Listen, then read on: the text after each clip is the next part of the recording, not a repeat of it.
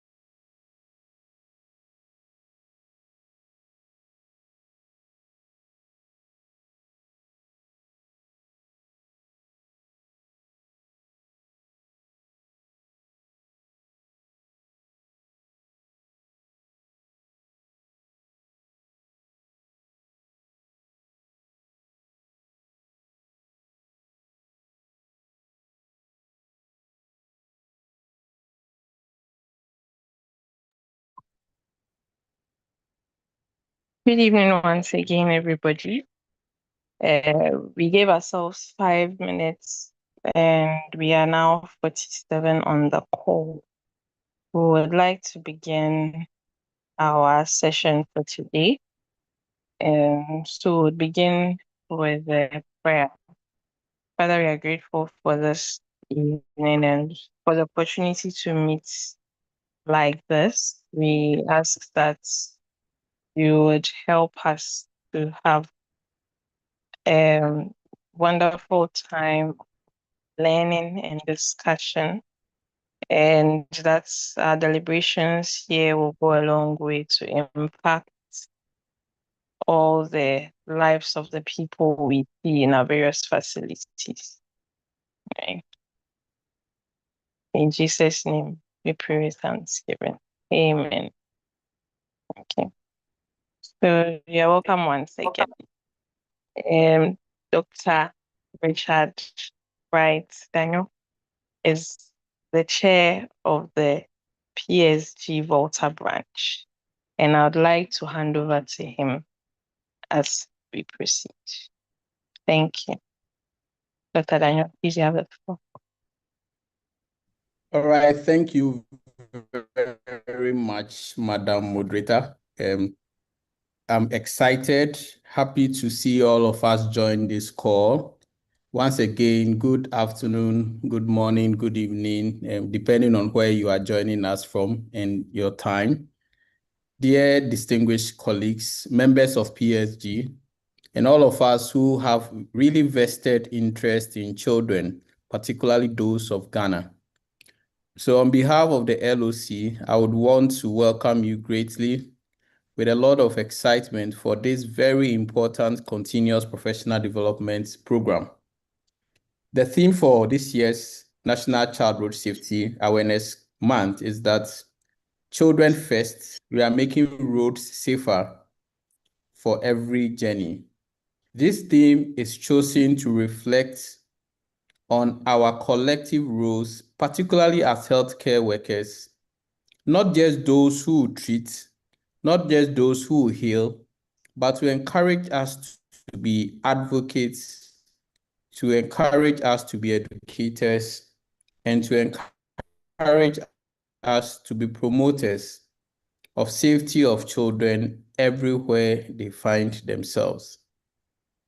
One Sunday at around 11:45 a.m., as I was returning from church, I saw what looks like about 5-6-year-old child who had a cloth placed over her. She was lying flat on the floor. When I quickly asked, I was told that her parents had asked her to buy something just across the streets. And of course, Sundays, the roads are expected to be calmer. And that is how this child, unfortunately, lost her life.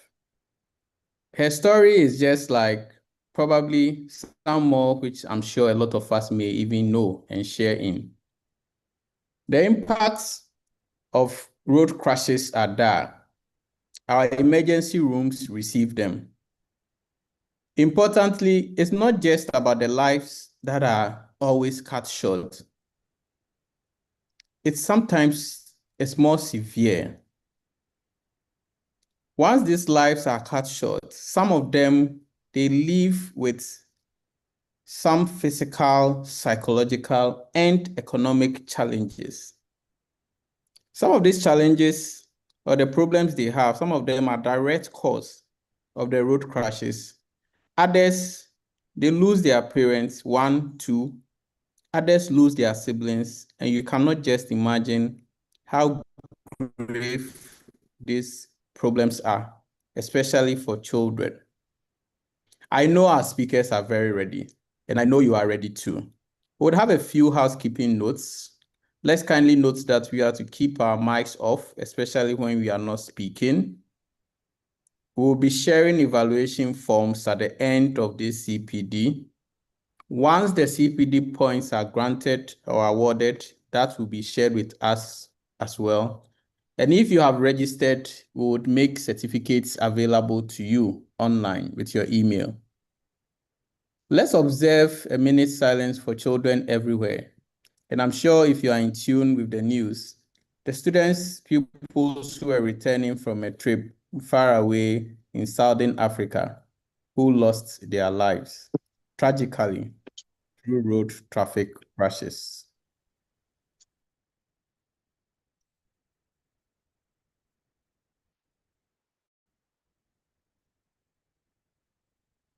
We pray that their memories may inspire our actions today, now, and forever.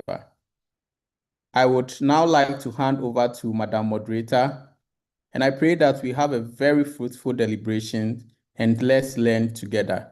Thank you very much for attending. Thank you. Dr. Yanka, over. Thank you very much, Dr. Daniel. Okay, so this is the Pediatric Society of Ghana Volta branch, but we cannot meet like this without having remarks okay, from our neck. And so it's important that we take note of everything that Dr. Daniel shared with us. Our next item on the list will be a pre-test. We are here to talk about road safety and would like to know how familiar we are with road safety related issues. Don't worry, this test is non-scoring, but please pick up your pens and pencils and papers and be ready for the next set of questions that will be projected from the screen. Quiz master, please, you have the floor.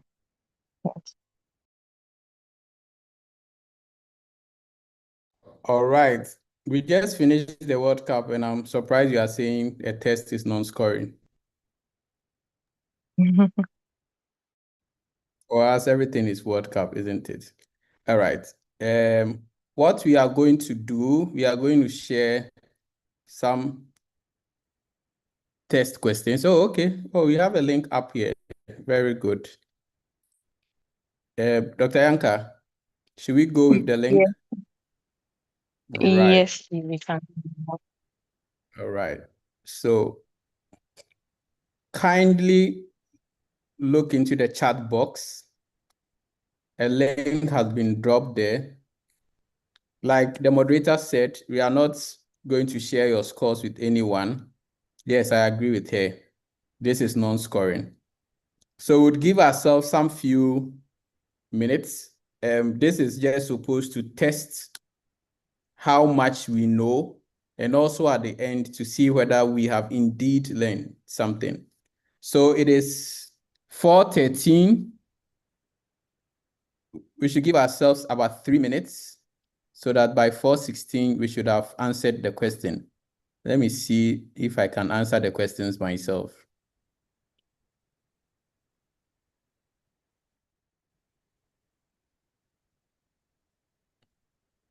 So Dr. Yanka has tricked me. He's made me do this like it is my questions. I know the person who said the question, so if I bomb, I know who to go to. All right, so let's quickly answer. They are not very difficult, please. I think we can all do this.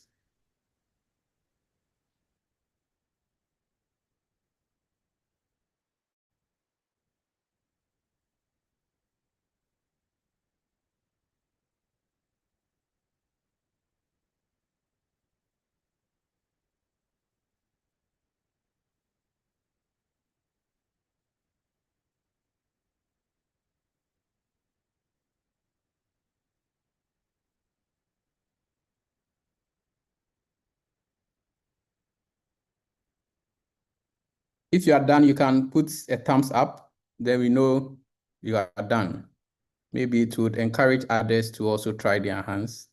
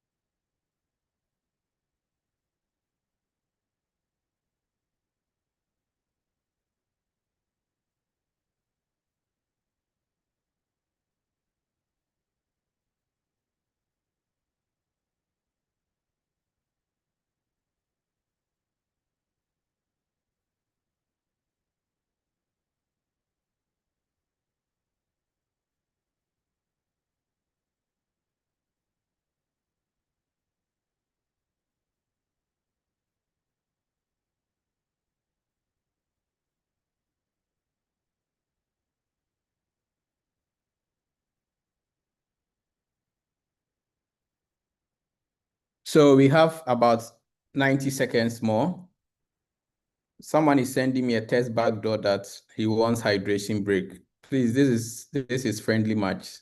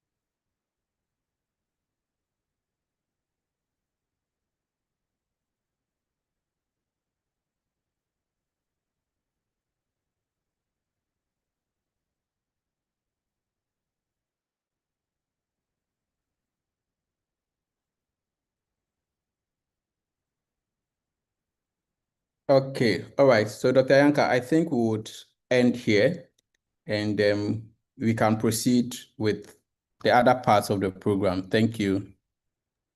Thank you very much, Dr. Daniel. I'm sure you all do very well in the test. Okay. So we have two speakers scheduled for today, and I'd like to introduce our very first speaker. We are very privileged to have Dr. Victor Loglu with us. He's a physician, a public health practitioner, and 2024 Mandela Washington Fellow, whose work is saving lives where access is needed the most. He graduated from the University of Health and Allied Sciences, and his clinical expertise spans obstetric emergencies, neonatal intensive care, and disease surveillance. So he has special interest in pediatrics, I guess. He's fueled by a passion for health equity, and he founded the Pioneering Booth Clinic Initiative, a mobile health program delivering critical maternal and reproductive care to over 2,000 people across remote island communities on the Volta Lake.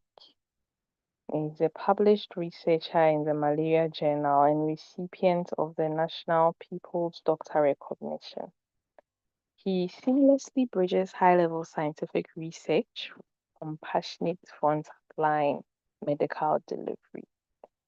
And today, he is going to speak to us on the topic, the role of the healthcare worker as an agent against road crashes. So let's give him a round of applause as he takes center stage. Thank you very much, Dr. Luglu. You have the floor. Welcome once again.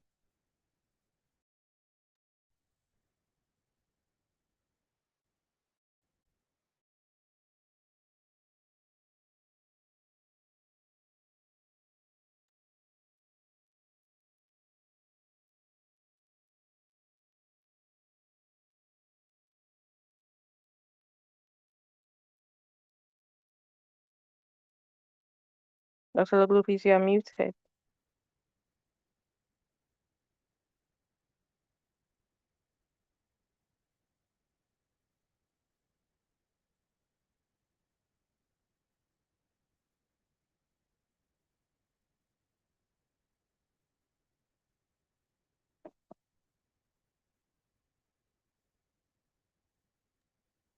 Hi, everyone. Can you hear me? Yes, though you sound a bit distant. Okay. How about now? Yeah, we can hear Okay, you, so but yeah, yes, it's not it's better now. Huh?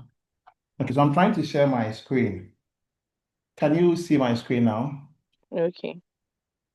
Yes, we can see your slides. They are not in the slideshow mode yet. Okay.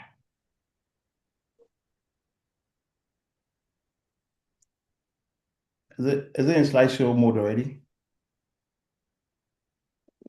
Yes. Okay. Good afternoon. Hi, Victor. You can right here. Okay. Kindly go up. There is on top of where your timer is. There is Yes. end show tip, swap the displays, and then use slideshow. Okay. I don't know if you can see.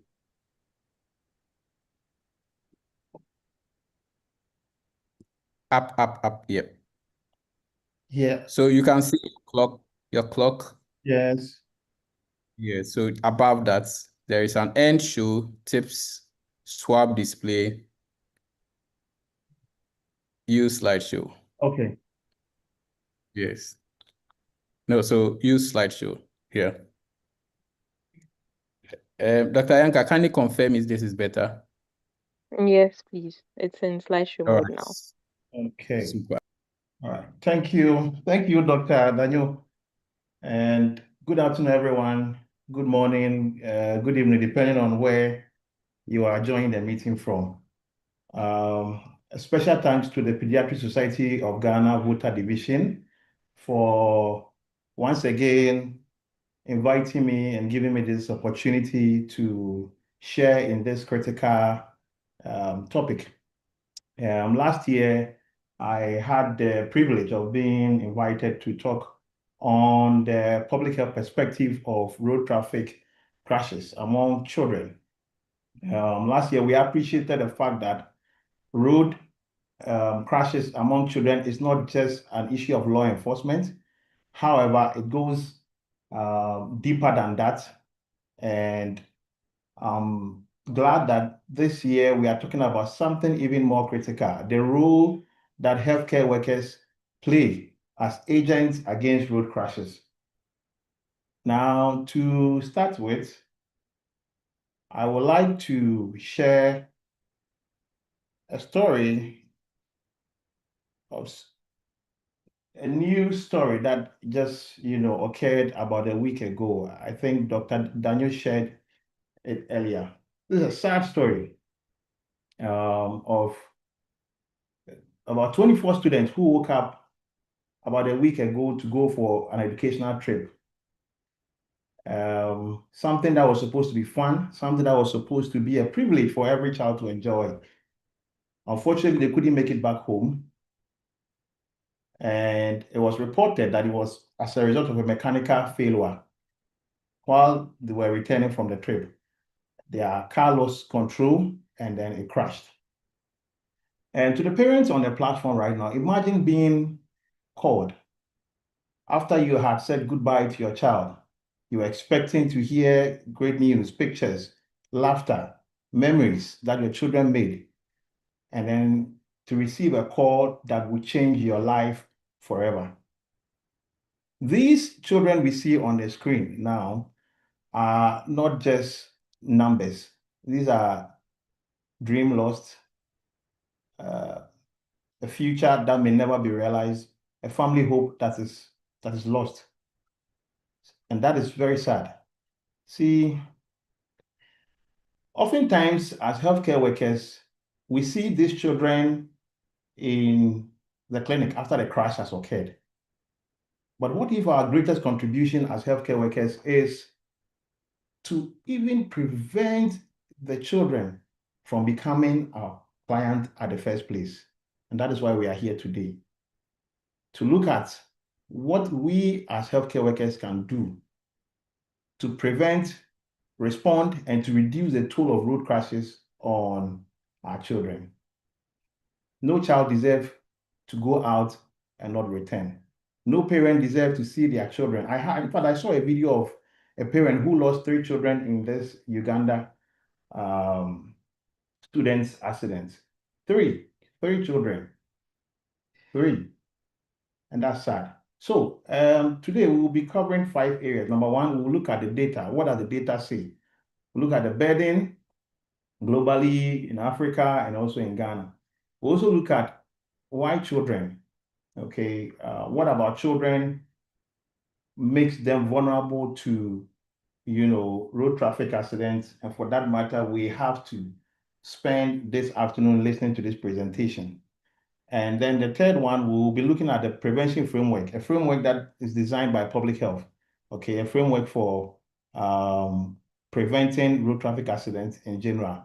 And then we'll move to the critical area, discussing 6 concrete rules that healthcare workers can employ as agents of road traffic accidents. And finally, I will share an actionable plan that we can start enacting from today at our various facilities or at our various communities. So, to start with, WHO have identified road traffic accidents as the leading cause of death for young people aged 5 to 29 worldwide. And this contribution you see here, the Sub-Saharan African carries a disproportionate share of this burden. It's uneven. It's not as though the whole world, when you go to America, 5 to 29, the Sub-Saharan African communities take a major share of this. In fact, it is estimated that road traffic crash fatality per capita in low-income countries is 3 times higher than that in high-income countries. About 17% of cases were recorded higher in the WHO African regions compared to the global one, which has declined by 21%. And this is the reason why SDG has targeted that at least by 2030, we should have the global road traffic accidents by then. So let's narrow it to Ghana. The WHO Global Status Report on Road Safety 2026 estimated that in the year 2025, there were about 26 deaths, okay, due to road traffic crashes per 100,000 population. Now compare this 26 deaths in Ghana to that of the global and that of Africa. You will see that we are way, way, way above that of the global and that of the African data. So what is happening in Ghana? What is going on? Now, if you dig deeper into the Ghana data, just about a week or 2 ago, the National Road Safety Authority released a report, the first third of this year, showing the first third of this year. And in that report, it revealed that since January to April this year, we've lost about 114 children to road traffic accidents. This is not just a number. These are people's children. This is a human life. Who knows, maybe if one of these children was supposed to be our president one day, 114 children. Last year alone, we lost about 3,000 lives to accidents.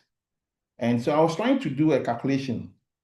If we're losing 3,000 lives, and this happened in about 15,000 road crashes. So it means that every day we were recording about 40 accidents per day. 40 accidents per day. This should be worrying. There's a good news here. There's a catch here. Just recently, Ghana has introduced a new Road Traffic Act and safety standard, and it came into force early 2026, this year. And I would recommend that we all get this document and then read it. Now, the question is, who is affected? From the data we've learned so far, we've learned that even in this year alone, we've lost more than 100 children, more than 100 young people this year alone. Now, to discuss who is affected, let's use this research as a research that was conducted by Appiah and then his colleagues. In this research, he sampled data from 3 multi-center hospitals across Ghana. He took one from the northern belt, one from the middle, and the other from the southern belt. And let me try and break down the research. So, to look at who, in the research, they found out that adolescents between the ages of 13 to 18 make about half of young people that were involved in road traffic crashes. And then a third were in the school-going age, and then about 22% under 6. The mechanism of injury, we realized that pedestrian and a motorcycle makes the most. So anywhere, any community where we have vehicles moving, we have motorcycles moving, these communities are at a risk. Another major observation that was made was that boys account for 72%. It's not easy for the boy child. After all the advocacy we do for the girl child, when you look into the injury sector, the boy child suffers the most. And then it was also realized that head injury is the most common trauma type. Now, there is an important finding there. Children under 10 are twice as likely to die in a crash as adults age 30. So age alone also has become a risk factor. Age. So if you have a child lesser than 10, that child is at a higher risk of getting involved and at a higher risk of getting injured or even a fatality. This is not an abstract data. In recent times, since last year, this year, we've recorded several cases in the news, including 16 children of the Savior Church of Ghana who died in a highway crash near Obogu, Ashanti region, a tragedy that drew national mourning and a mass burial. Somewhere last year, March, this incident also occurred. Same thing, similar to that occurred in Uganda. These children were returning from a trip, okay, along the Edukrom and Sumenya road in the eastern region, and their car crashed on the Accessor stretch. In this same accident, they lost about 3 children. Why should this happen? And as if this is only in Ghana, that unfortunately is not a situation. Globally, we are experiencing similar things across board, just like we saw in Uganda. So the question is, why children? Why are these happening to children? What in children makes them vulnerable to road traffic accidents? Now, the first thing to note is children, by way of their developmental stages, have developed things, okay, or aspect that puts them into the risk of getting involved in the accident. The first one, children have poor judgment of speed and distance. The part of children's brain that, especially children below 10 years, the part of the brain that determines speed of an incoming object, or to even determine the distance at which it is from where they are, is not well developed. So they are not able to determine the depth. They have poor peripheral vision. When it comes to seeing things on their sides, all they see is what is ahead of them.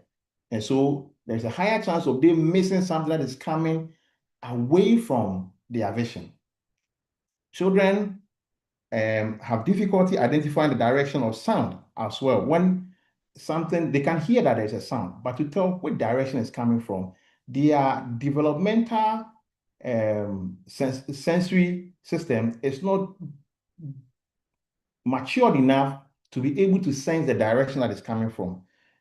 Children, by way of their stature, okay, as we say, they are small humans, by way of their stature, makes it difficult for them to be visible by the one using a vehicle or a motor. Likewise, children are also not able to see something that is above them. So a parked vehicle, a wall, or a curve. And so this can result in what we call double invisibility. Children can be easily distracted. To be able to cross a road safely, you need to be able to look well. You need to be able to determine the speed at which the vehicle is coming. You need to be able to determine where it is coming from. You need to be able to determine the safe time to cross. Children can be easily distracted by anything. A child can be crossing, and when he hears a colleague calling across the road or calling behind, his attention can shift to that place.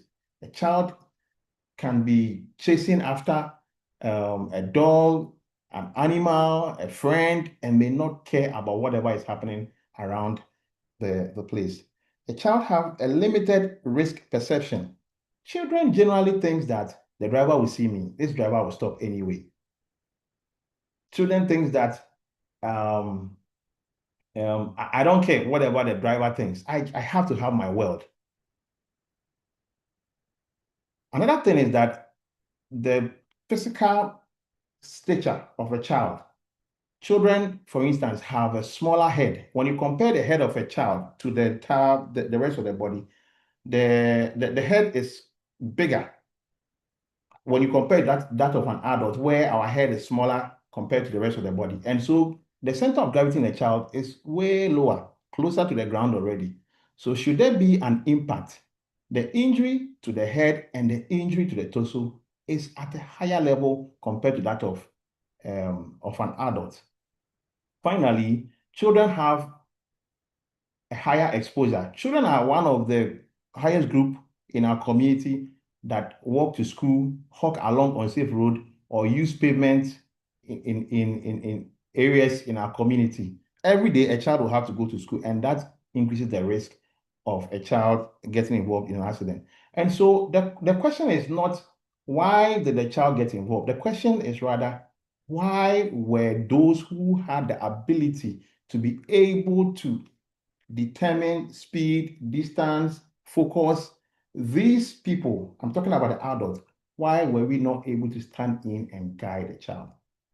It is not because the child was not smart enough to know when something was coming or why it was from this direction. If an accident happens, it is because adults failed the child. Now let's look at the public health impact. Beyond the crash, there is a wider public health cost. This includes disability and long-term mobility. Survivors of face traumatic brain injury, when you go to orthopedic clinics, okay, OPD clinic, and you see children who are coming for review with disability as a result of accident, it's sad. It's sad. And for some of them, they will have to live with it for the rest of their life. And for every child killed, many more are seriously injured. It can go a long way to affect the household economy. It is estimated that an average of about $1,688 is spent directly or indirectly in severe road injury. And this is often catastrophic for the families.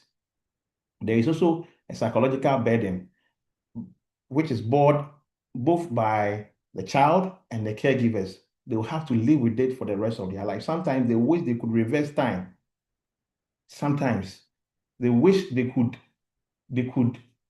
even, sometimes you feel like it's even better to lose a child than to be seeing the child suffering with disability for the rest of their life.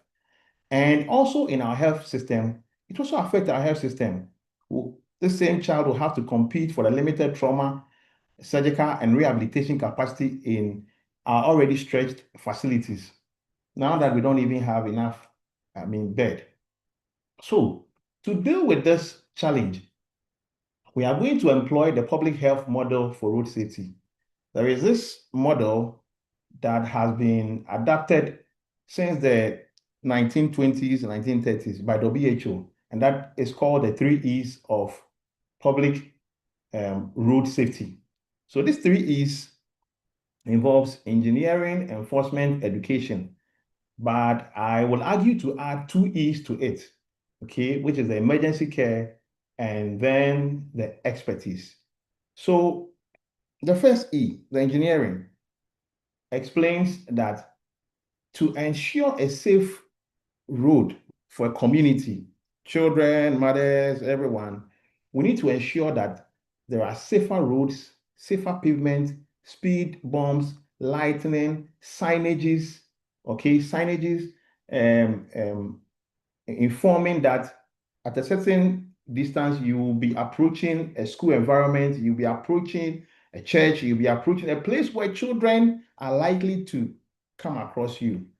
These will be an important pillar. If not, we will not be able to achieve a safe road. The second E stands for enforcement. And this is where my second speaker will come in. So we need to have systems that ensure that the road users, the pedestrians, and then the road users ensure that they follow the speed limits, they put on helmets, appropriate seatbelt laws, and licensing. It's not that they will rather just meet you on the way and then, as usual, something for the boys.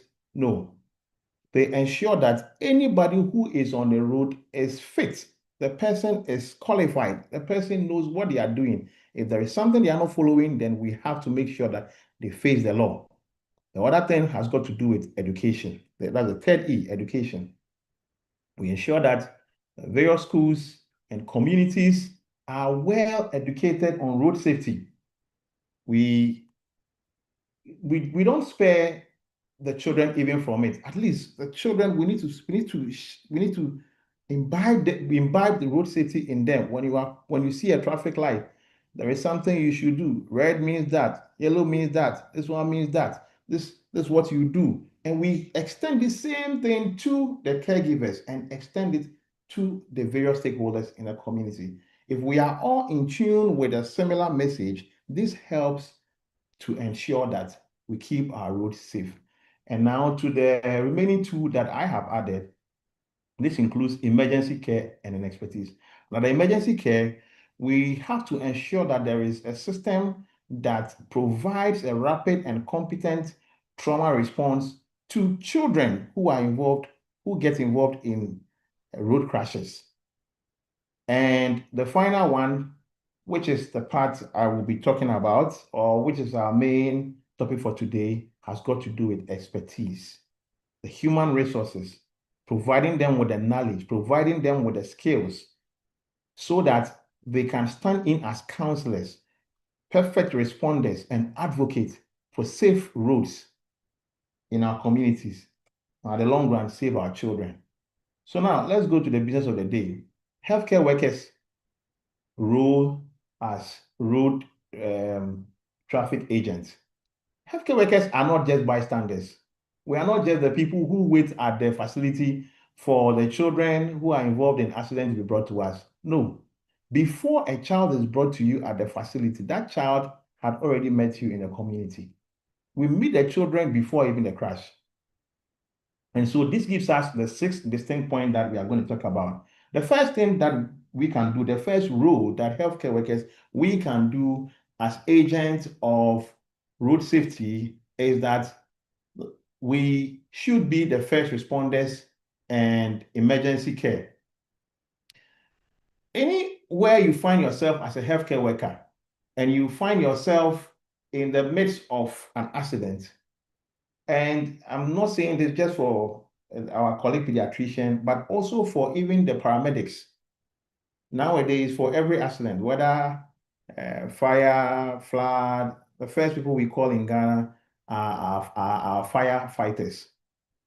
But it can be the ambulance service, it can be any other paramedic, and it can be you. Once you are called as healthcare workers, we are expected to deliver rapid, competent pre-hospital care. No, mommy, it's fine. I'm just doing something. That come to me.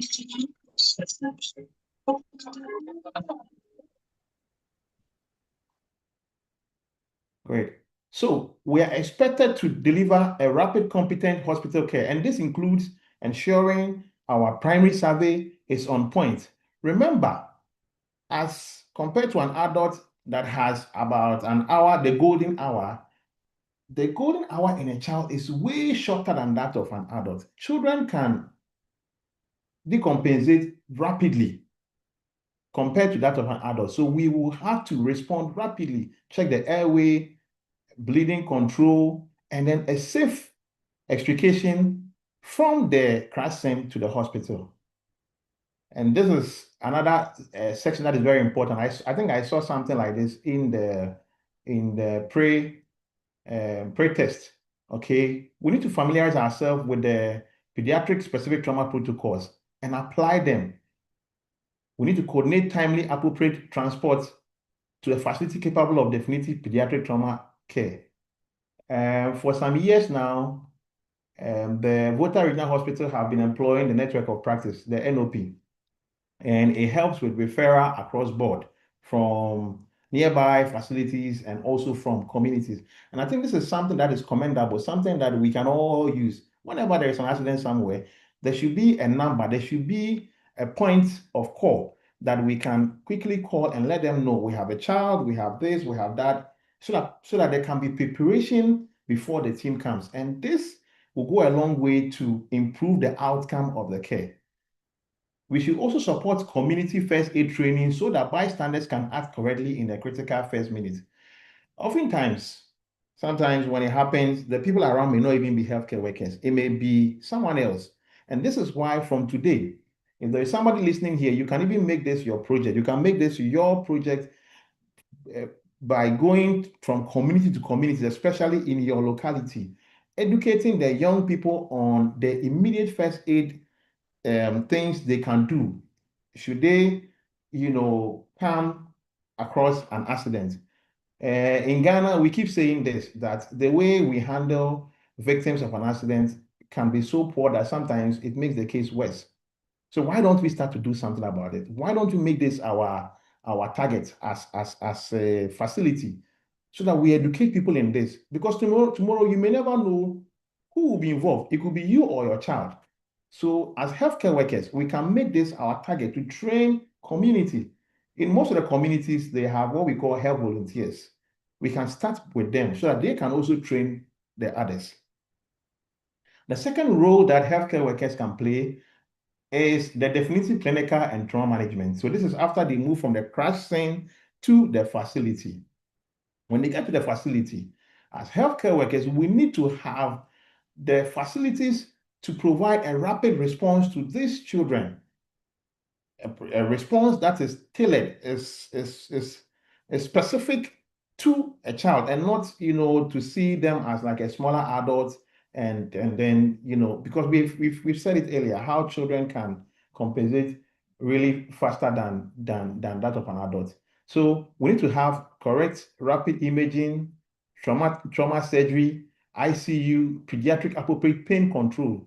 We need to screen for and manage traumatic brain injury, because we've said that brain injury happens to be the most common serious injury in pediatric road traffic crashes.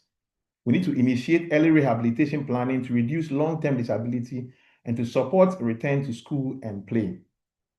Normally, this is where we also face the challenge of a gamelio.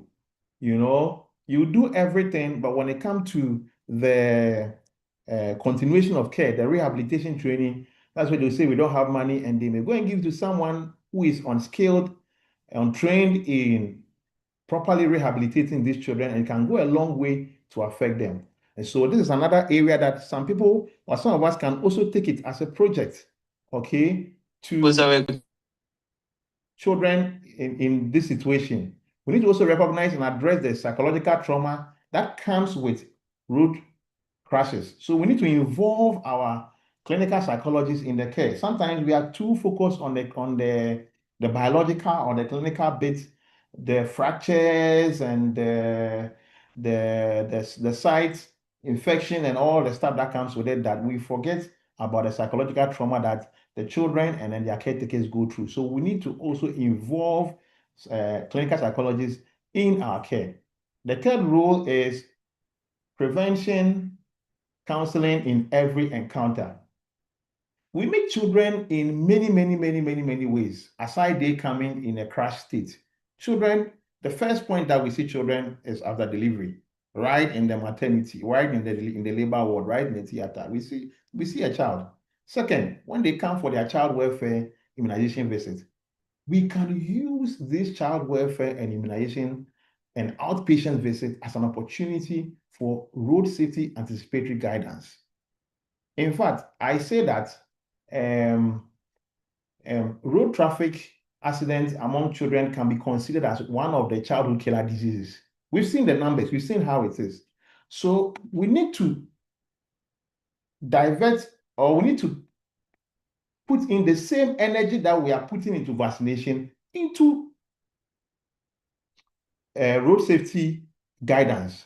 You see, I was involved in a training for healthcare workers in vaccination, and I once cited from the scripture that says, "Oh, no man nothing except love," and I said it's the same motto for healthcare workers: "Oh, no child nothing except vaccination."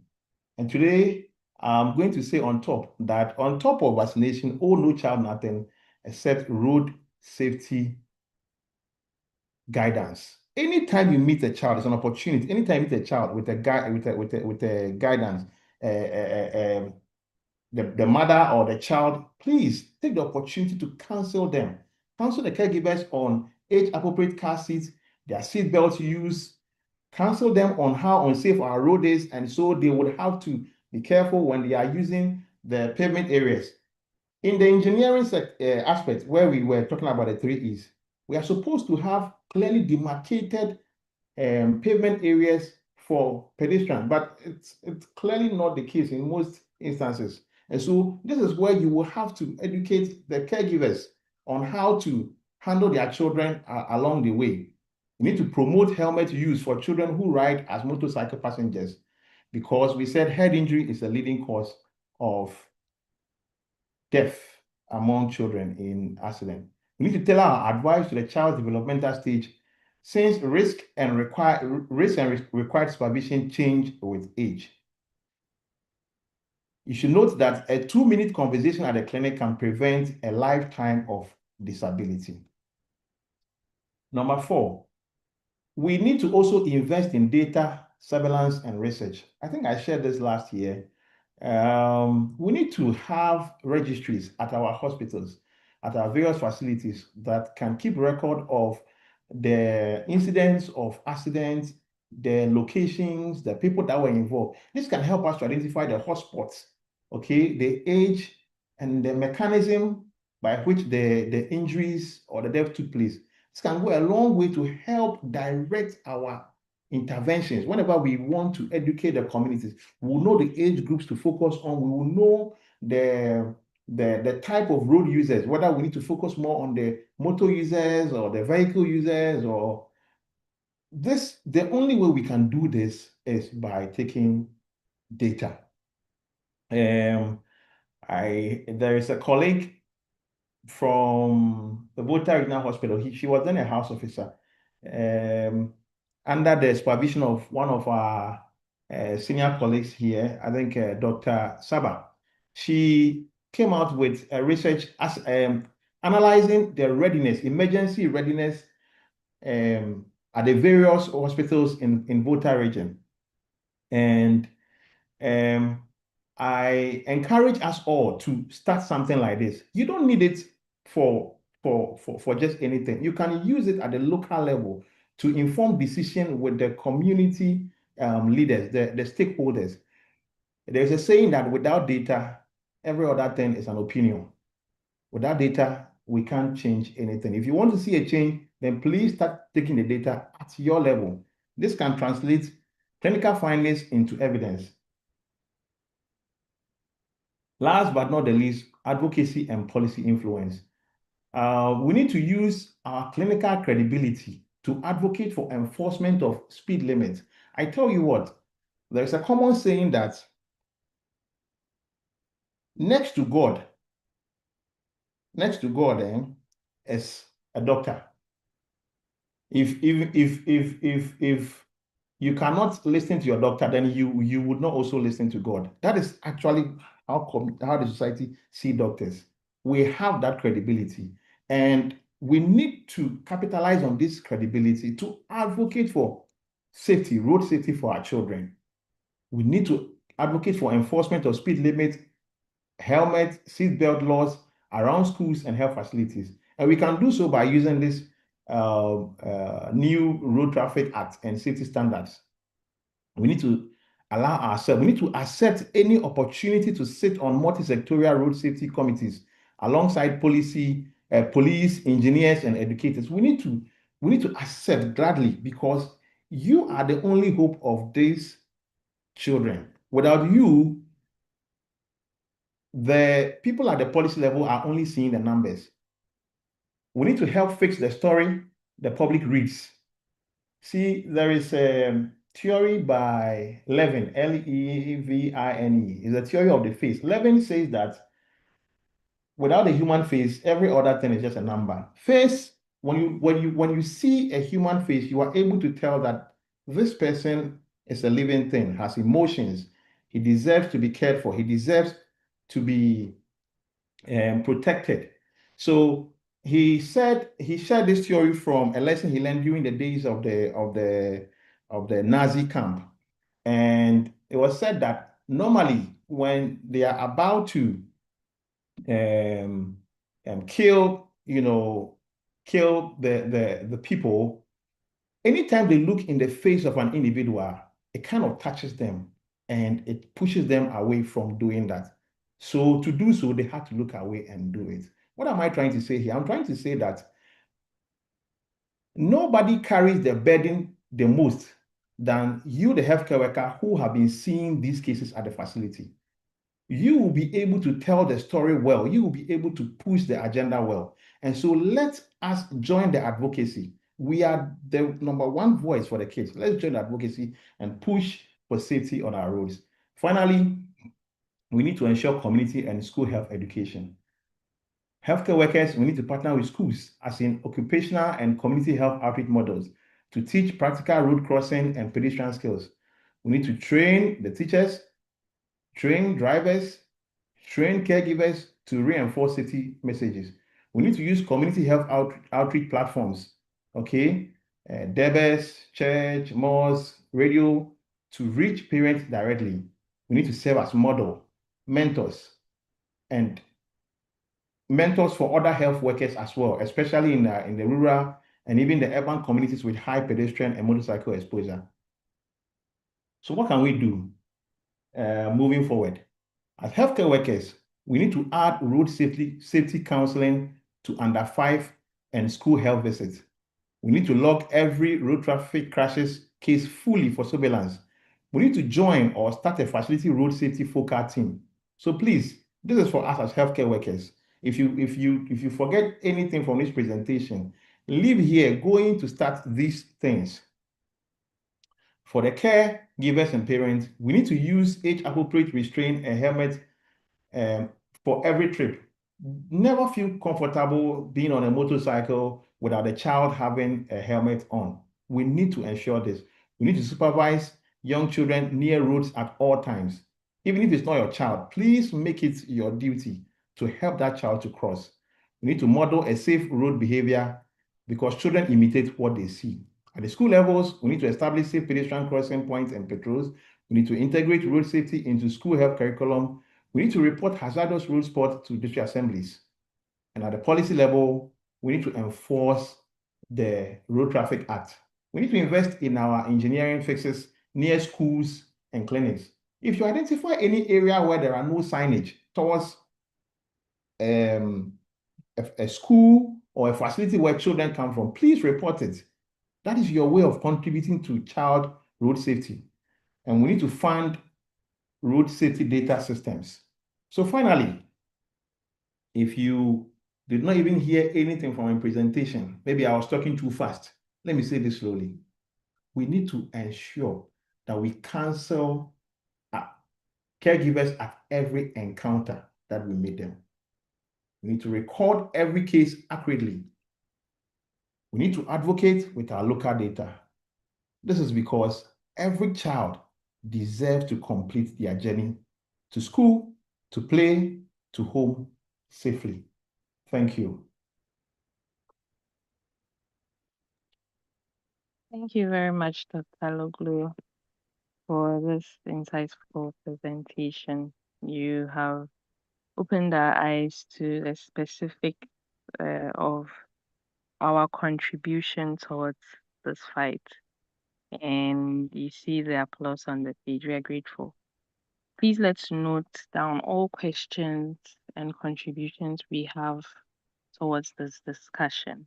The chat box is there. Kindly put your comments there because we'll be visiting that site shortly. You've done justice to your topic. We have two presenters, and Dr. Aloglu has executed his portion excellently. And so now we would move on to our second speaker. Dr. Aloglu will come back to you for question time.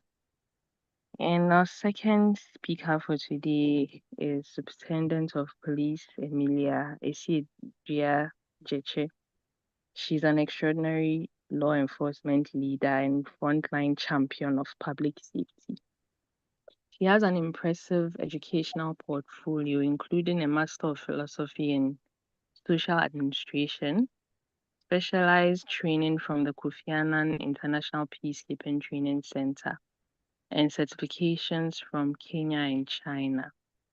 She combines academic rigor with tactical excellence, having commanded key units across the Ghana Police Service, including the Regional Patrol Department and the Motor Traffic and Transport Department. She has spearheaded complex operations ranging from road safety enforcement to high-profile presidential escorts. Beyond her tactical command, her former role as president of the Female Police Officers Association underscores her commitment to empowering women in uniform and fostering strong, trust-based relationships with the communities she serves.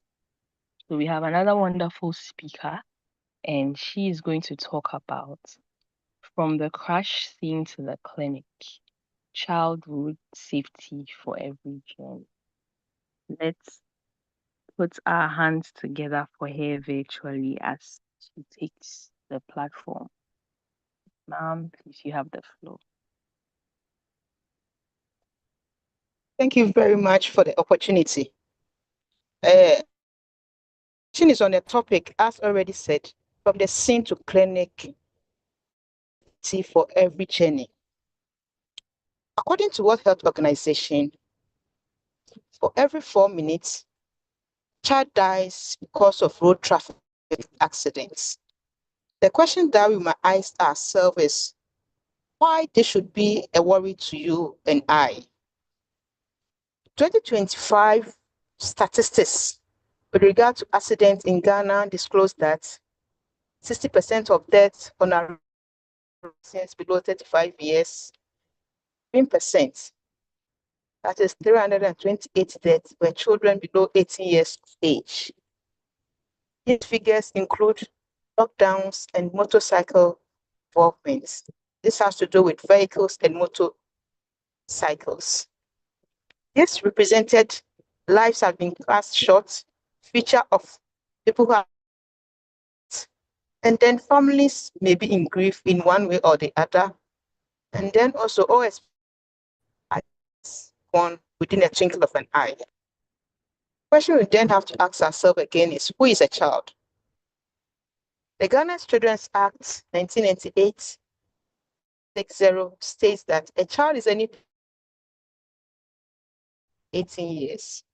And then every child also deserves a road safety journey on our roads.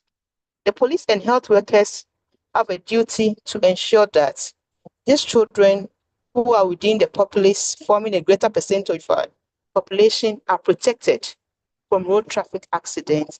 And if even it happens, what is our duty? What is expected as the law enforcement body and healthcare providers. The Oxford Dictionary defines accidents as an event that happens unexpectedly or by chance, especially one that causes damage, injury, or harm. According to WHO, an accident is an unplanned event that may result in death, injury, or property damage. In general terms, an accident, as you all know, is unexpected, unintentional, and then, as usual, causes damage, injury, and other things. Why child road safety matters? Child road safety matters because the children are the future of the state. And then aside that, road traffic injuries are among the leading cause of death in children and adolescents worldwide. Thousands of children died worldwide from preventable road traffic crashes. Many survivors suffer long life disabilities. Low and middle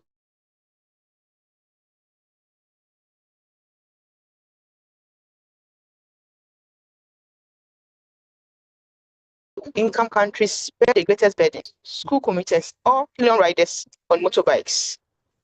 What do we see?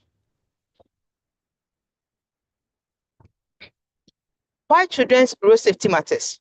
Children may be pedestrian, road cyclists, school commuters, and then pillion riders. The picture behind here shows a family, a man with 3 children on a motorbike. The man is the one wearing the helmet. The children are exposed.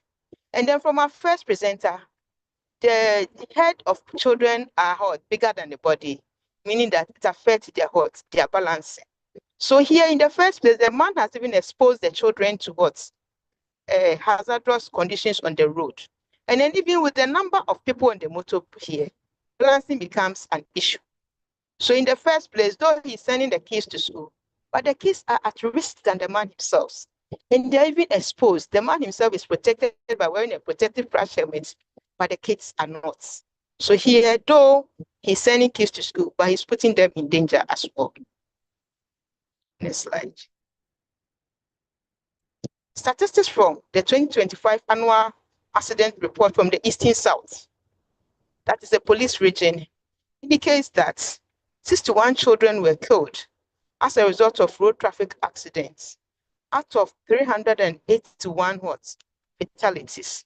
Throughout the year 2025, when you talk of the Eastern South, it starts from Nsawam, Dobro, up to JJT. It covers Achimota, Asamankese, it covers Suhum, that's enclaves.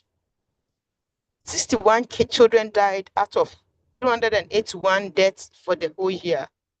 And this is what 16% of the total death we recorded within the region. And then out of the 2,023 injuries, approximately 323 of them were children who suffered various degrees of injuries, could be amputation, leg amputation, be losing a teeth, it could be a fracture in one way or the other. Next slide, please. This is an accident which happened on the Accra-Kumasi Highway involving the school children of Reagan, Kings, and Queens International Schools on board the school bus. With this one, it was what? The inattentiveness and then the driver not doing the right thing. The driver negotiated a U-turn without what? Observing traffic from the main road, leading to a crash. And these children, most of the time, they are packed. It could be about 30, 40 in a small minibus. They are not even packed according to the standard persons required in a car. Because of their size, it could be 8 or 10 on a seat. So these children were at the mercy of what? Strangers at the hospital. They were involved in an accident. Parents were not aware. They had to be taken to the hospital by the police to assist them. Next slide, please. This is one of the children of the accident victim being attended to by a medical officer. So here is a collaboration between the police and the medical team. The next slide too had to do with a 13-year-old boy who was a tricycle rider. He was knocked behind by a vehicle. That was the state when police took him to the hospital. He lost his life in the long run. Another slide, please. This is also a child. He was knocked down while standing by the roadside along the Accra Kumasi Highway, specifically at Suhum, the Dua Carriage Road. He was knocked down and then had to be rushed to the Suhum Government Hospital for medical assistance. Next slide, please. Why children are vulnerable? As the earlier presenter indicated,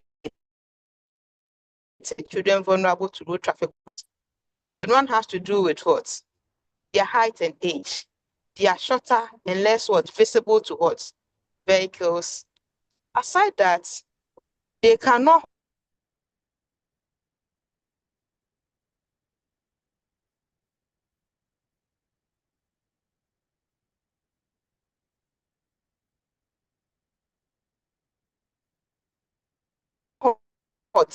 they cannot judge speed. They are either knocked down, killed, or also children act impossible. The moment one crosses, automatically the rest will follow. So this is one also a contributing factor why children are vulnerable. And also, children have what? A unique automatical features making injuries more severe.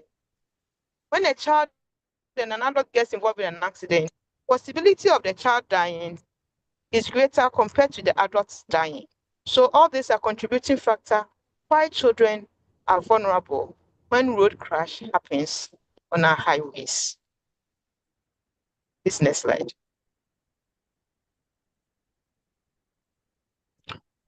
The expected flow when crash happens. When a crash happens, the first response is what? The police. But in law, whoever gets to the scene first is the first response when the police is not available. So whoever gets to the scene first immediately have to call for the first aid, for the emergency accident response. The person can be taken to the hospital or the nearest facility. When the person gets there and he's being taken care of, then after investigations begins. After investigation, the course of investigation, the person can recover. Even investigations can end, and the person will still live with the dents of the aftermath of the accident. So this is what is expected of us. The police response here can even be any person who gets to the scene first to assist convey victims. If ambulance services are not available, can assist convey accident victims to the nearest health facility. Is the next slide. What is the role of the police when an accident happens? Most of the time, the police, our major role is what? Investigation and then what? Conveying of victims to the nearest health facility. The moment accident happens, the first thing the police does is life first. If the police is the first responding to the scene, victims are conveyed to the hospital through the assistance of the ambulance service. If they are not available, the police vehicles are sometimes used, or if the police does not have vehicle at their disposal, Good Samaritans assist in conveying victims to the hospital. When victims are conveyed, then the scene of accident is secured, traffic is controlled. When it says traffic is controlled, most of the time when accident happens, if it involves car, it blocks the way. So it implies that the cars have to be removed from the road, either through the services of towing services, or sometimes if the car can be driven, it is just removed from the scene. Or if even the person we cannot clinically confirm somebody dead, but if the person, we suspect the person has lost their life and it's not there, we have to just move the body from the road onto the edge of the road. Then after we start gathering evidence, the accident scene itself is an evidence gathering place. So most of the time when you go, we pick down even debris, even as to where the debris fall when the accident happens, or even where the victims fall, where the cars ends are all evidences. So if you realize, most of the time when the police come, they come and then sometimes mark the grounds. They're just marking the grounds for future evidences, or even sometimes when the force of these vehicles, how do you call it? Falls on the ground, is an evidence for the police to pick evidence from it. Then after investigation continues, then later on, when investigation continues, the police can come back and then continue the investigation processes. And then in all these things, we have a liaison with what? The healthcare facilitators. When it comes to coming to the hospital, sometimes you need to come to hospital to see victims, talk with them and see how they are going or faring, and then report back within our investigations dockets. And we sometimes need to come with medical forms to be issued to victims, to be signed by the medical health facility authorities. Please, next slide. Police expectation from healthcare workers. Given the nature of our work and then the nature of the healthcare service providers, there are a lot of things that police expect from the healthcare facilities providers when accident happens. The first and foremost is life first. So we expect that when a child or a victim is brought to a hospital, they have to be what? The victim has to be given the best of care to save that person's life. And then in other ways, maybe stabilization. So when you bring victims in, we expect that the healthcare providers stabilize such people and then also what? Save lives. We're also saying that when you bring victims in, we pray that focus should not be too much on the payments of fees before treatment. As most of the time, such victims may be in coma when even the accidents happen. Most of them have their properties misplaced, or even when accidents happen, thieves also take advantage of the situation and even steal their property. So we are also expecting that when you bring victims in, you attend to them first, then we talk of later. And then healthcare workers also should also educate the police what they expect from us in such cases when you bring victims in. Sometimes when you even bring victims in and then you come back later to inquire about them, when their shift change, you realize that the attitude changes. The manner in which they talk and then body language indicate to you as if you are an intruder. You are coming to where you are not welcome.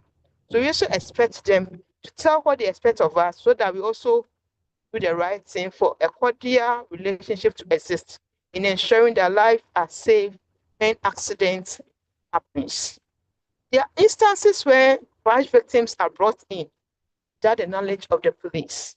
So we also expect that when such instances happen, we pray that the healthcare providers also inform the nearest police so that we come in to take the nearest necessary, necessary evidence.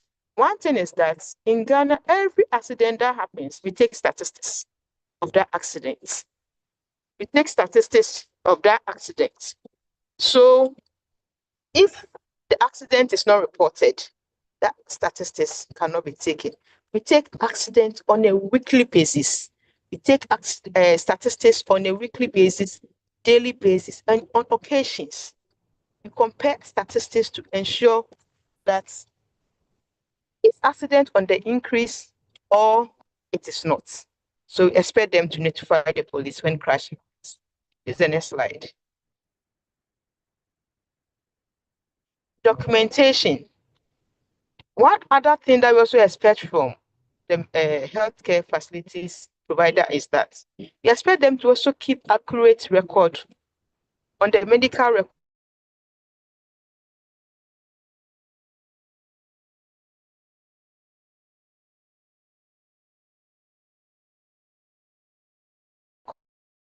of crash victims.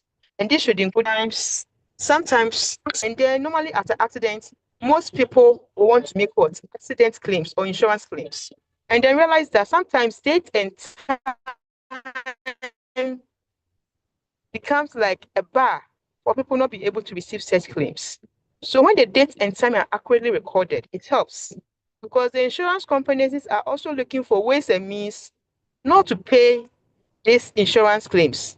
So whatever possible do to ensure that they don't pay, they look for little mistakes on date and time to reject said claims. So date and time is very, very important for us when accidents happen. So when they are brought in, we expect and then we employ health workers to give us an appropriate date and time they were brought in. And then information of such victims should also be kept confidential, should not be shared with unauthorized persons. Maybe on grounds of authorization, it can be shared. Maybe when police medical forms are issued, it can be shared on that grounds. Other than that, we pray and we expect healthcare workers keep information of victims confidential. And also pray and then employ them to cooperate with the police by giving us information that we need. And then also, we also expect that there are instances where doctors will be subpoenaed at the courts, testify on accidents, cases, or other things. So we expect that when they are called to assist, they should come in gladly and assist us. When we get to court, and then doctors have to give what evidence on a case that they have what taken or they have fitted, and then also endorsement of medical form when it is issued to them. This we pray that the healthcare providers should also do their possible best and then endorse it for us, and then also educate parents of victims, that is the children, on how to handle these kids when accident happens. There's this recent case that we had. In the course of the accident, the buttocks of that child, I don't know how the right way to use, it just got off or something. When they went to the hospital, it was stitched. But when they came home, the handling of that sore was not properly done. About a week or two, they brought the child back to the hospital, and there was a big hole in the buttocks, meaning that the handling of the injury at home was not properly done, or the parents were not taught how to do it. So it becomes a second issue where the child had to be taken back again to the hospital for the right thing to be done. So parents or caregivers of this case also needs to be educated on how to handle these kids when they get involved in an accident. Please, next slide. So in conclusion, a child involved in a motor crash requires effective collaboration between healthcare workers and the police. While the primary duty of healthcare workers is to save lives and provide quality medical care by working with integrity, respect, and professionalism, both agencies can protect the child's welfare and strengthen public confidence in our institution. The best interest of the child must remain paramount in every action taken. So at this juncture, we employ each and every one of us here, including myself, that when crash happens, we should collaborate as institutions and give the child or victims, children who are victims of accidents, the best of care that they need. Thank you very much. I'm done. Thank you very much, Attendance Cheche, for the presentation and for emphasizing the need for us to play our role as healthcare workers appropriately. It is now time for us to ask all our questions and bring up contributions and comments. And so I would like anyone who has any contributions to make raise up their hand virtually so we can call on you. Are there any questions from the house, please?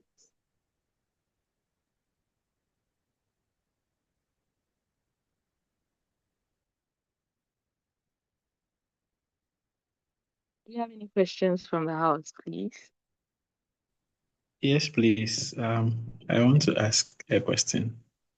Right. If you have the floor. Yeah, okay. I'd like to ask the second presenter. I think during the presentation, he had a slide that a man was taking the children to school. And usually this is a common practice in if I would say, various locations. So the question is that if maybe someone who has maybe 3 or 4 kids and he has to send them to school. Which of them? Because majority of motor riders have usually one helmet. So assuming the man is able to get, say, two, one for himself or even two, he has three kids. Which of them that the priority goes to in terms of he giving the helmet to? Because some of the helmets are a little bit heavy. So some of the kids, when you put the helmet on them, their head will just be hanging in the helmet, side diving. It makes them uncomfortable. So in such case that he, during the presentation, he showed a picture which of the kids need the helmets most and the number of helmets that a motorcycle should have. Thank you. Thank you very much for the question. Law requires that a motorbike takes two at a time, two persons, the rider and the pillion. So under normal circumstance, a motor is not supposed to take, aside the rider, is not supposed to take more than a person. So in the first place, the man has already committed an offense by picking instead of one. The best practice is the rider wears a helmet and the pillion rider also wears a helmet. With 4 people on a motorbike, all the 4 cannot wear helmets. So that is why the manufacturers of such machines made it appropriate that it is only 2 people who can sit on the motor at a point in time. But as human as we are, most of us take things for granted, and then we take advantage in loopholes in the system and try to think we can outsmart the system. But in the long run, we lose. So the proper thing was that the man should have looked for an alternative means of transport. That is a vehicle which can contain the 3 children aside him to convey, but not to use motorbike as a means of transport, knowing very well that he has 3 children. That is my take on this.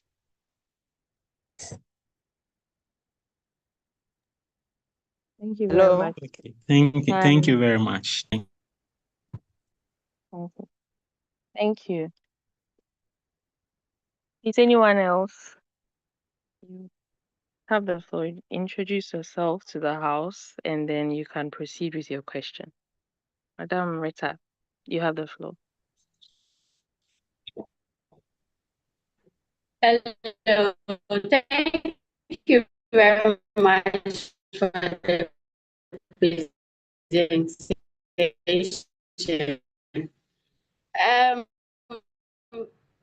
What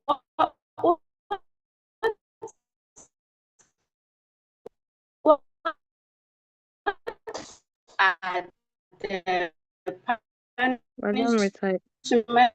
Yankee,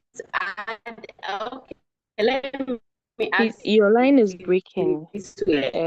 Will it Are be there possible for you to any punishments? type it out? Because of the way your line is breaking, I think if you type out your question, we can read it out for you so that we can follow more clearly.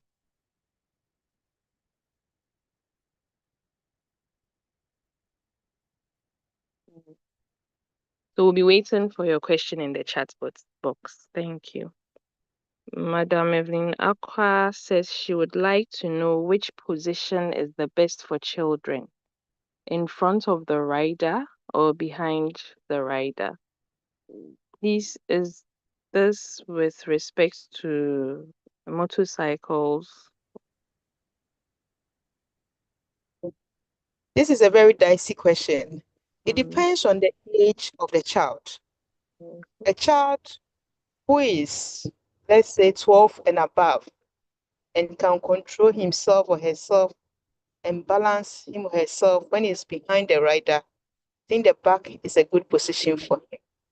But a child who is shorter than the rider, a minor between the ages of 5, 6, 7, who wouldn't know how best to balance him or herself, I think being in front will help because the rider will be in the best position to assist him to adjust how to sit. So this depends, and it is dicey depending on case by case basis.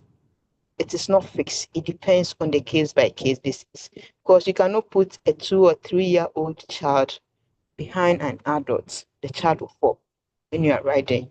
But a 12, 13, 14-year-old child can sit behind. So it is a case by case basis in this instance. Thank you. More questions in the chat box. Okay. So the next one says, how many children should sit on one seat since they are small? Superintendent. Superintendent, the chair, I'm sure that question is for you. Yes. With regard to a motto, it's two. The motto officially picks two. Whilst I'm straighting on the two is the other legal requirements. I pray accidents should not happen, but when accident happens and you have to make claims, if you are more than two on the motorbike, it makes the insurance invalid. So at any point in time, a motorbike should have two people on it. That is what the law says. So if it is more than two and something happens, making insurance claim becomes very difficult, because it will be said that exceeding the number of persons required to be picked on a motorbike. In that section will go against you. You will not be able to make any claim. So the law says that two at a time. That is the stance of the law. Okay. Thank you. The next question goes to Dr. Luglu. It says, is a single center coalition of road crashes enough to direct policy change than just for advocacy? Dr. Luglu, is a single center Thank coalition you. of road crashes? Yeah. Yes, as they say, little drops makes a mighty ocean. For every policy we have today, it all started with an agenda. It takes an incident reported in one facility to change a whole nation's policy. Just recently, we heard about an incident of road traffic accident and how it was handled at Kolebu Teaching Hospital. Following that, we saw the national interest that it built, and even actions that the ministry is taking to ensure that we deal with the issue of no bird syndrome. So you may think that you are in your one corner and you are taking the data and you may not be able to reach anywhere, but you have no idea how that single data you are taking in your facility can change the situation globally, not even just in Ghana. So don't feel like a single data I'm taking in my facility may not make any difference. It can make a difference. When we take, for instance, the multi-center data that I shared earlier, it was taking individual basis from different hospitals. But when it came together, it has gone a long way to help with creating the picture of what the current situation is and where efforts should be directed into in solving the situation. So yes, your single data can make a difference at the long run. Thank you very much, Dr. Luglu. I'm in front. All right, so the next question. This is from Angela Yosen. So she's asking, in the case of an accident, is moving the person to the hospital always advisable in the absence of the police? Some injuries worsen with movement. So how do we maneuver around such situations?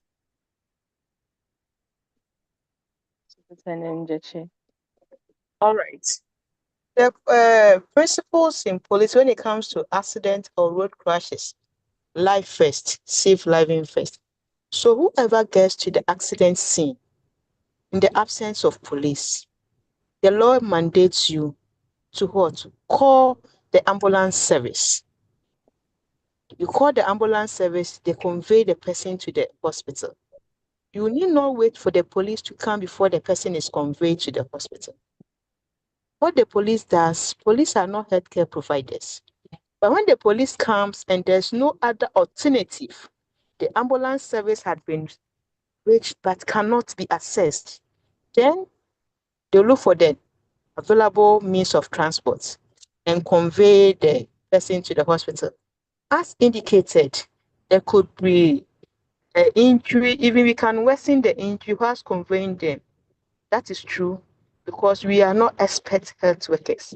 And then sometimes it is the best of our ability in the absence of the ambulance service is to save the person's life. Hence, convey the person to the hospital either in a police car or if a good Samaritan is available, we convey them. So that is the issue. When the police it's not even at the scene, please, whoever meets the victim should please convey the victim to the hospital and just inform the nearest police station. When you do that, if even it is not within their jurisdiction, they will reach out to the police station which falls within that jurisdiction to come up and take up the case or do what is needful. So please, if you meet victims of accidents, call the ambulance service. If they are not coming, you can assist, convey them to the hospital, and then we inform the police later. Thank you. Thank you. So as the discussion is ongoing, please let's take note of the feedback form we are supposed to fill. The link has been put in the chat, so kindly fill it for us so that we can improve upon our delivery. Okay, so for the next question, which is from Joseph Osafo, here's what we have. I believe the Bureau of Road and Research Institute of the CSIR has the data Dr. Luglo alluded to. I'm not sure how well they link with health workers and the Ministry of Health. Okay, thank you very much for that. All right, Yes, so and let me add that I agree. I agree to that. The Bureau of Road and Research Institute, they have the broad data, the accumulated data from the police and accident records, the government agencies, the various laboratories. But you as a healthcare worker, you will have the detail finding from each accident, especially when it comes to the clinical findings that you got from them. What we can do now is also to look at how we can link the little details that we take to that of our health information record system, the DIMS. So we can look at something like that so that it will be readily available, so that it's not just the numbers, but also, like for instance, how we were able to find out that head injuries is the major cause, of fatality, or is the major complication in road traffic accident among young people. This can only come from the health facilities. And so maybe we should look at how to connect this data from the health facility to that of the National Information System. Thank you, Kaluglu. Okay, so the next question is from Fianco Kluche. So he's asking concerning carrying a child on a motorbike, whether using a strap as additional protection will be okay. Thanks very much, Madam, for the question. The issue is that the risk of you dying when you are involved in a crash with a motorbike is higher than when you are involved in an accident when you are in a vehicle. So most of the time, in our advocacy and our education, we don't even encourage the carrying of children on a motorbike. But as I said, necessity and then inequality will not permit all of us to have access to our own private vehicle. So putting straps on them or whatever means to make sure that they don't fall. The issue is the asphalt. When a child falls on the asphalt, as this doctor said within just a few minutes ago, and then the head hits the asphalt, possibility of having a car crack is high. So if in the best or if even we can, should avoid putting kids on even the motorbike, because the asphalt is not friendly. And then though we wear helmets, the helmet is not 100% protective. No, people who wear helmets and even still die from head crashes when they are involved in accidents. So strapping them, protecting them, ensuring that they don't fall, it helps. But that doesn't mean that when they crash or when they fall, they wouldn't sustain injury. They will sustain injury in one way or the other on any aside the head, other parts of the body can be a fracture of the leg, hand, or even collarbone, or even sometimes get internal bleeding. So it is good, but some will say prevention is better than cure. If we can, should avoid putting kids on the motorbikes. That's my advice. All right, thank you. Rita Yankee is asking if there are rules or punishments for drivers or riders who refuse to stop at a zebra crossing.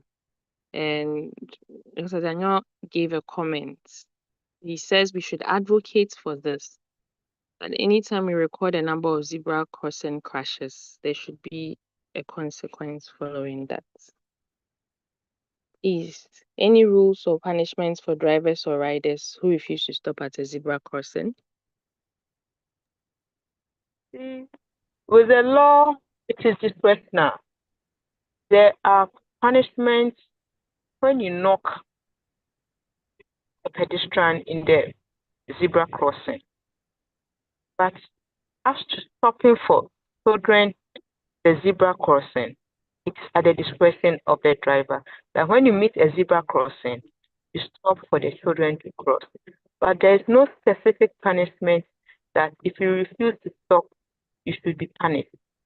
But if you knock the child in the zebra crossing, for that you will be punished. That is the law. Interesting. Okay. All right. So there's another contribution. There are so many glaring breaches on our roads that lead to disaster. How does the police deal with these breaches? No wearing of seat belts, children in front passenger seats, children on parents' laps without seat belts, overloaded school buses, no wearing of helmets on motorcycles, and many, many more. This is to both Dr. Luglo and Superintendent Steche. How do we deal with these breaches? Let me come in.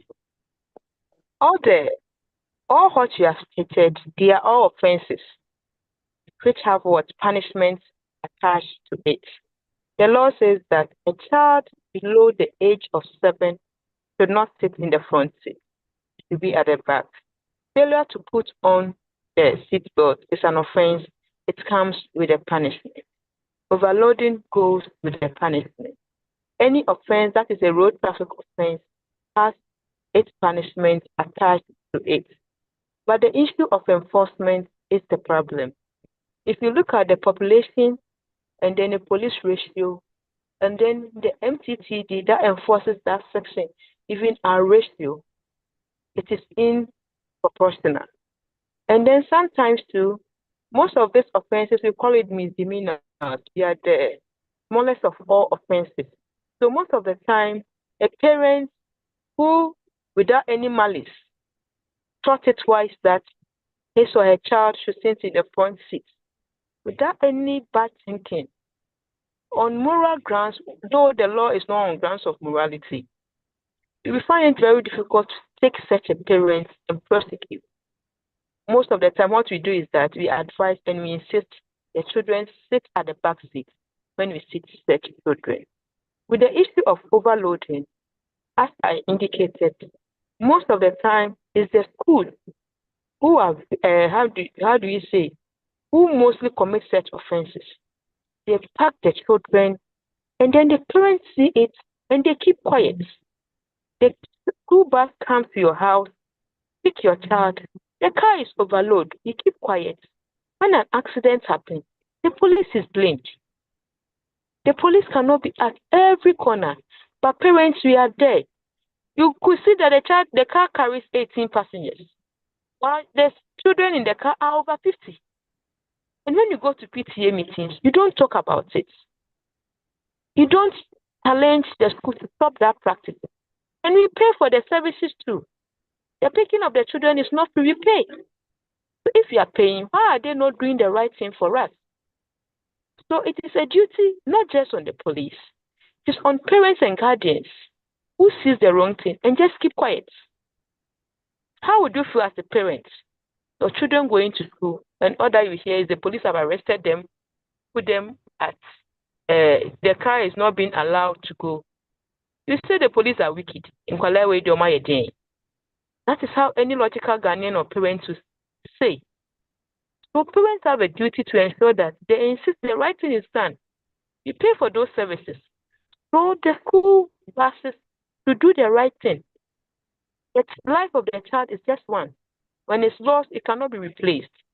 So police, though we do our best, the parents, guardian, the whole society also need to come in, and we should know reasons why right things should be done to protect the lives of these vulnerable kids who wouldn't know how to even internalize issues when they are involved in crashes.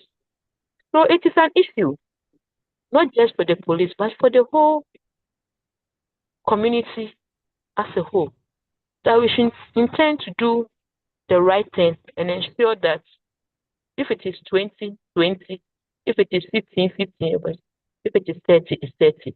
We don't do the contrary. Thank you. Thank you. Please, there are 3 links in the chat. There's a feedback form, there's a CPD link, and there's the link for the post test.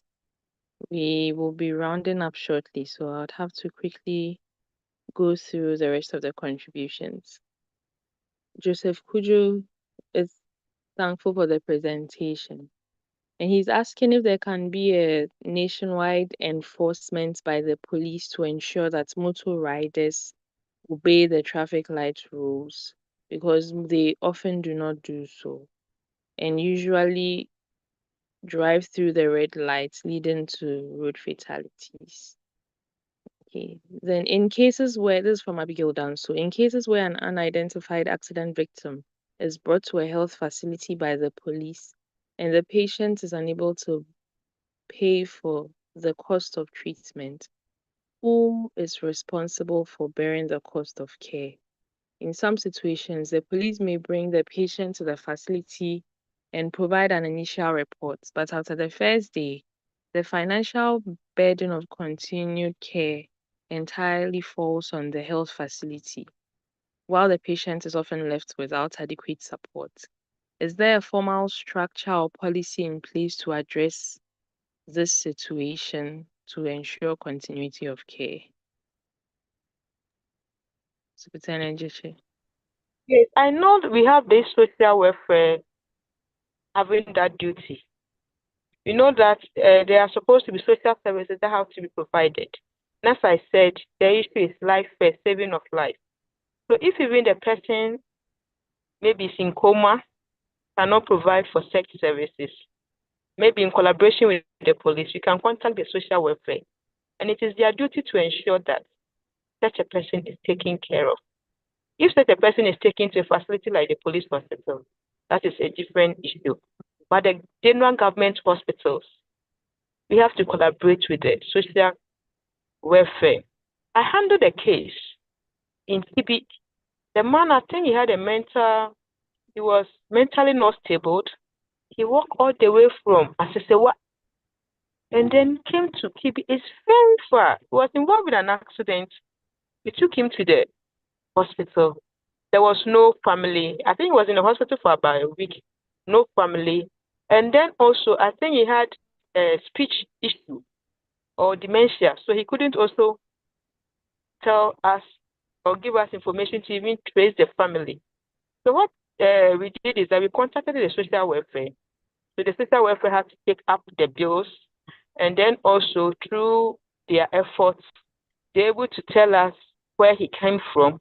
So through the police system, they just had to contact Koforidua.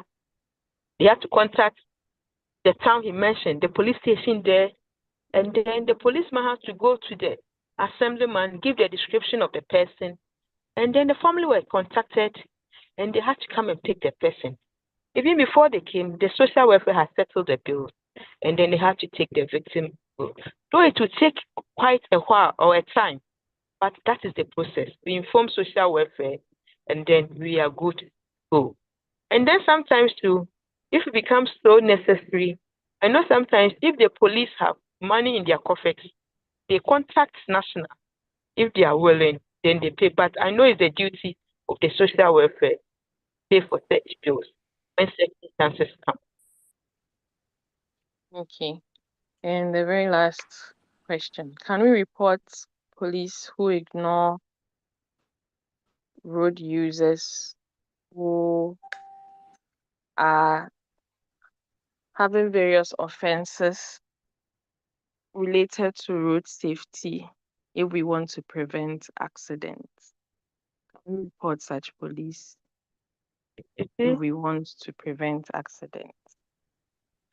The law is that it's not just the police that have the right of arrest, no, of arrest. Civilians, when the offense is committed for you, you can pick the car number, report at the nearest police station. And you yourself, you put pressure on the police, say you want results, or you meet the commander, they will do the needful. The work of the police is discretionary.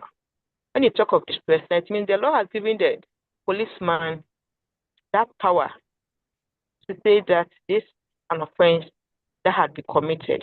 But with this person, I can let that person go scot-free without punishment. And then also, the same offense can be committed by another person, but for that person, I will insist that it is punished. So the discretionary power given to the police has made it such a way that you can report, but the police has the right to warn the person or advise the person for the person to proceed.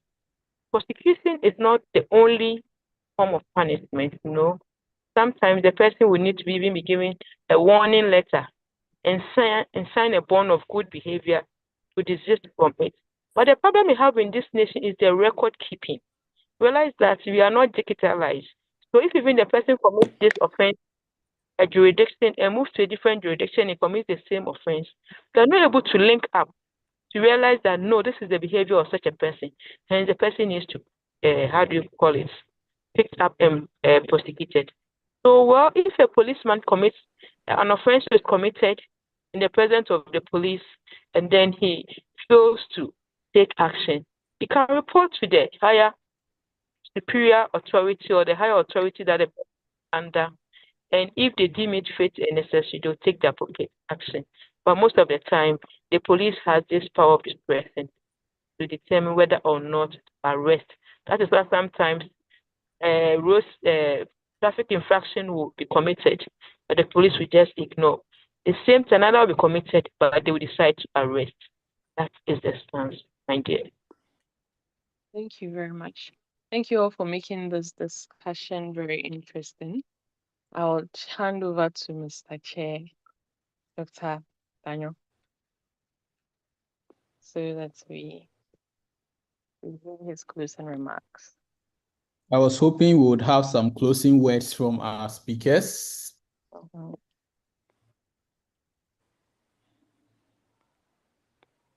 I don't know whether they have any closing words, because the notes that I have done, if I want to go over it, we might end up closing at 7 p.m.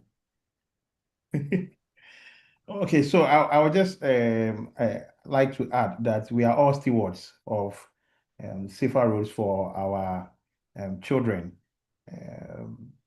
all cadre of healthcare workers. And so let's ensure that to every child who goes out, they will have to return home safely. Thank you. Yes. What I also say is that preventing road traffic crash is a shared responsibility. Therefore, each and every one of us have a duty to ensure that we abide by the rules and regulations governing our roads, and especially the speed limit. As statistics shows that speeding is a major cause of accidents on our roads. I'm done. Thank you. Thank you very much, and thank you to all those who participated. The answers to the questions will be shared as part of what will be made available on the Pediatric Society of Ghana website. Once we get permission from the speakers, we are going to share the slides on the Pediatric Society of Ghana website. Please just key in Pediatric Society of Ghana to take you to a very beautiful website. You look for the slides and they will be shared there, as well as answers to the questions that were asked today. I won't want to dilute what we've gotten from our speakers. They've really done justice to the topics that they were given. We are building up to a discussion on next week, Thursday. This is an open forum.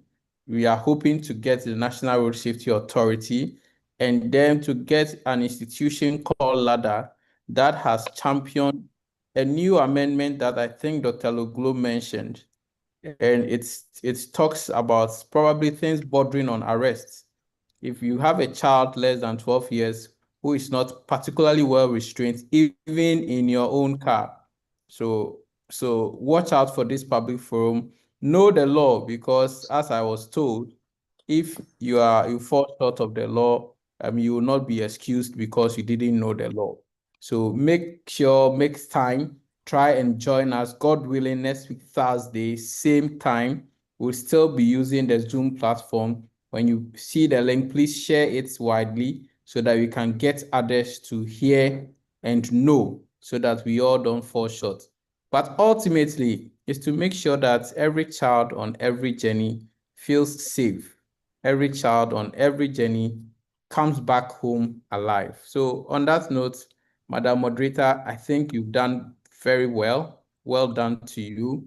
And then I would also end here and hand over to you. Once again, thank you to all those who participated. We are very grateful to have you. Thank you. Thank you very much, everybody, for making this meeting a great one.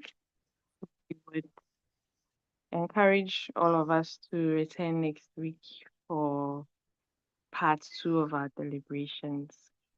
I'd like to pray to close the meeting. Father, we are grateful for everything that has been discussed today. We pray asking that you would be with us in our various units, wherever we find ourselves worldwide, that we would do our bit to ensure that this anchor is kept and that we have more of our children surviving every road trip. Continue to be with us in everything we do. In Jesus' name we pray with thanksgiving. Amen. Okay. So we would have loved to take a picture. I don't know how many of you can turn on your videos so that we take a picture of everybody who is here. Is that possible?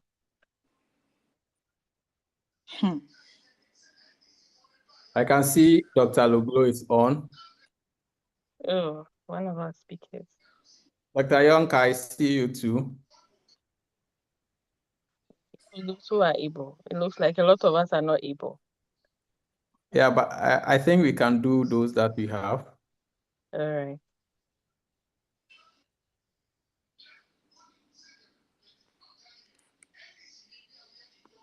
Okay, so are we ready? Yeah, let me see if more people have. Please put on your video so that we see you. Okay. All right. So we All go. right. One, say cheese. 1, 2, 3. All. Cheese. Peace. All Yeah, right. you hear them in the background too. Okay. So have a good evening, everybody. Good evening. Bye. Thank you. Bye.